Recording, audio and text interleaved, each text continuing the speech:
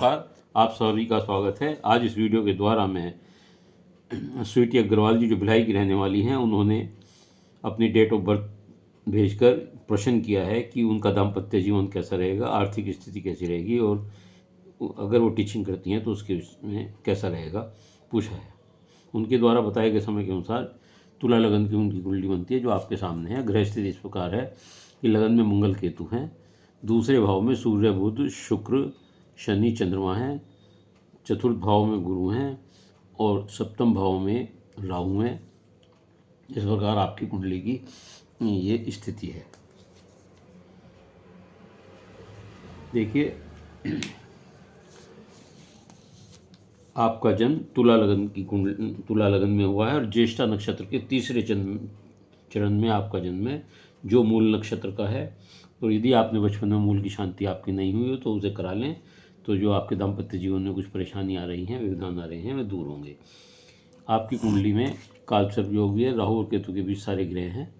तो 42 साल तक की अवस्था तक ज़्यादा विशेष प्रभाव रहेगा, कष्ट स्थिति बनी रहेगी। इसमें आपकी जन्म की राशि वृश्चिक है और दो ग्रह इसमें नीच के हैं। चंद्रमा आपकी इस कुंडली में नीच का है और गुरु नीच के हैं। देखिए, जन्म के समय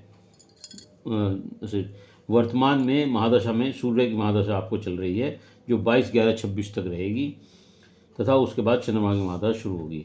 लग्नेश तुला है, जिसका स्वामी शुक्र है और वो अष्टम भाव का स्वामी होकर के दूसरे भाव में बैठे हुए हैं। तुला लगन और दूसरे भाव में शुक्र चंद्रमा सूर्य होना, आप बहुत आकर्षक व्यक्तित्व व प्रभावशाली व्यक्तित्व की पर्सनैलिटी की स्वामी हैं। लगन में मंगल व केतु बैठे हैं, जो लगन में मंगल केतु बैठे हैं तथा राहु की दृष्टि इस पर पड़ रही है, लगन पर पड़ रही है, जो आपके स्वभाव में कुछ क्रोध, उत्तेजना, उग्रता देता है। मंगल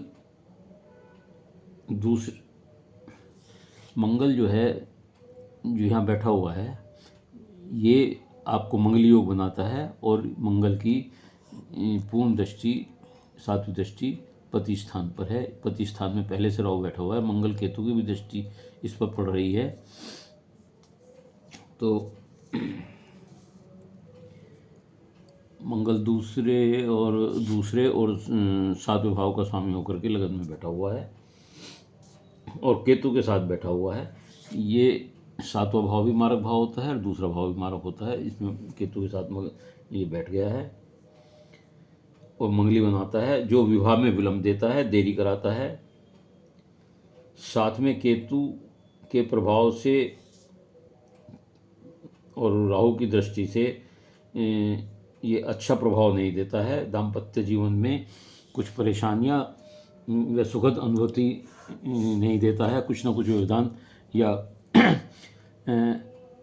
असहजता बनी रहती है। विशेष रूप से इस बारे में, जैसा आपका प्रश्न है, आपके यदि पति की कुंडली भी होती तो उससे ज़्यादा स्थिति स्पष्ट हो सकती थी। मंगल केतु की युक्ति लगन भाव में तथा राहु की दृष्टि के कारण क्रोध बहुत बढ़ता है। बिना सोचे समझे गलत निर्णय ले लेते हैं ऐसे लोग, और वैवाहिक जीवन में चुनौतियों का सामना करना पड़ सकता है। इस योग के कारण चोट लगना, दुर्घटना होना, त्वचा रोग अक्सर परेशान करते हैं। अंगार दोष भी, मंगल और केतु अंगार दोष भी बनाता है। राहु की दृष्टि से ये भी अंगार दोष बनाता है। इसके लिए आप हनुमान चालीसा पढ़ें, लाल वस्तु का दान करें, गणपति जी की केतु के लिए पूजा करें, इससे आपको लाभ होगा।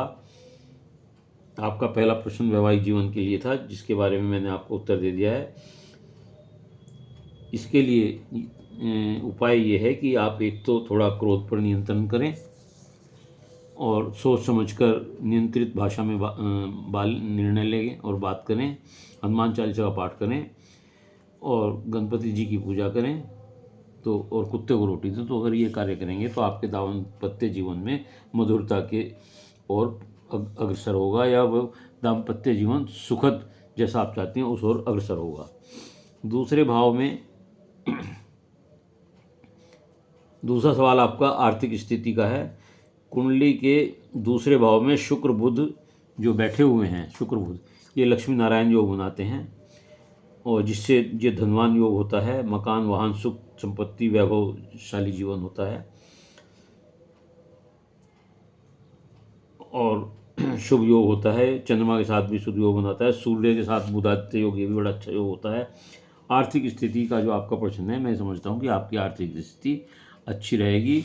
आयेश का स्वामी जो आयेश का स्वामी है वह भी धन स्थान में बैठा हुआ है और कर्म स्थान का रोजगार का स्वामी जो है वो भी आपका भले ही नीच हो लेकिन वो भी धन स्थान में बैठा हुआ है। तो ऐसी स्थिति में और भाग्येश भी आपका धन स्थान में बैठा हुआ है, तो मूल त्रिकोण का स्वामी शनि भी यहीं बैठा हुआ है। तो ऐसी स्थिति में समझता हूँ कि आर्थिक तो आपको कोई दिक्कत नहीं होनी चाहिए, आर्थिक स्थिति बड़ी ठीक है आपकी। तो दूसरा सवाल का भी प्रश्न मैंने आपको उत्तर दे दिया है।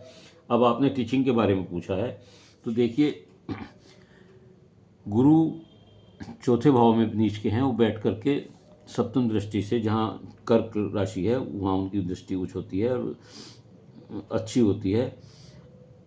तो ऐसी स्थिति में क्योंकि गुरु जो है शिक्षा के स्वामी हैं, प्रवचन के स्वामी हैं, वक्ता के स्वामी हैं, बोलने के स्वामी हैं, तो टीचिंग ये गुरु वैसे भी गुरु होते हैं, तो आप टीचिंग का जॉब कर सकते हैं क्योंकि प्राक्रमेश होकर भी गुरु यहाँ बैठे हुए हैं जो देख रहे हैं। तो इसके लिए आपको मेहनत करनी पड़ेगी। प्राक्रमेश हैं और नीच के हैं तो आपको मेहनत करनी पड़ेगी।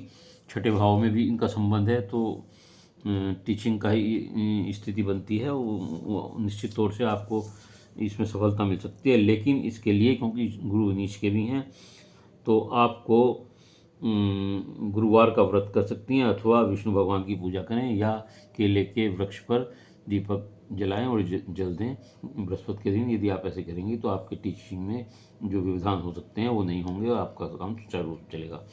उम्मीद है आपको अपने प्रश्नों का उत्तर मिल गया होगा। यदि ये वीडियो आपको अच्छी लगी हो तो इसे लाइक करिएगा, शेयर करिएगा और कमेंट्स बॉक्स में जाकर अपने विचार लिखिएगा। इसके अलावा यदि किसी और का कोई प्रश्न हो तो वह मेरे चैनल को सब्सक्राइब करते हुए अपना एक प्रश्न अपनी डिटेल के साथ भेज सकता है, उत्तर अवश्य दूंगा।